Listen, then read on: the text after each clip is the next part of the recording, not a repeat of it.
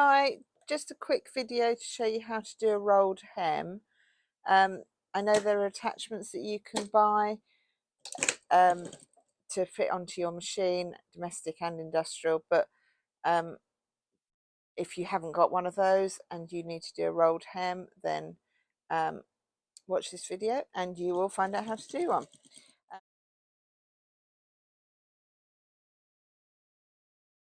Just doing a mitre corner, which you can see in one of my other videos, and then this is the rolled hem. So a rolled hem means that it's like this at the end here.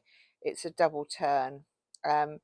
It's not the narrowest in the world, but it's not too bad. Okay, so you're probably looking at about 1/2 centimetre and 1/2 centimetre again.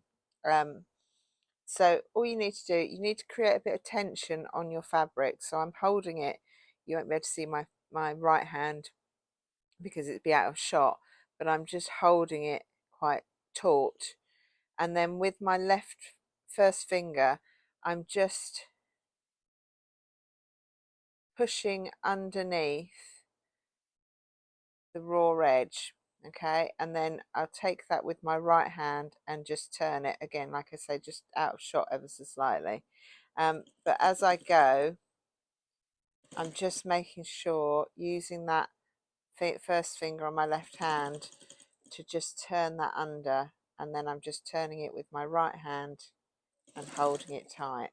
Okay, so and just working along, just trying to, there's a lot of kind of doing it by your eye judgment rather than measuring it out, but it's just to hold it and turn it as you're going, and as you'll see, you end up with a rolled hem, so there's no raw edges showing.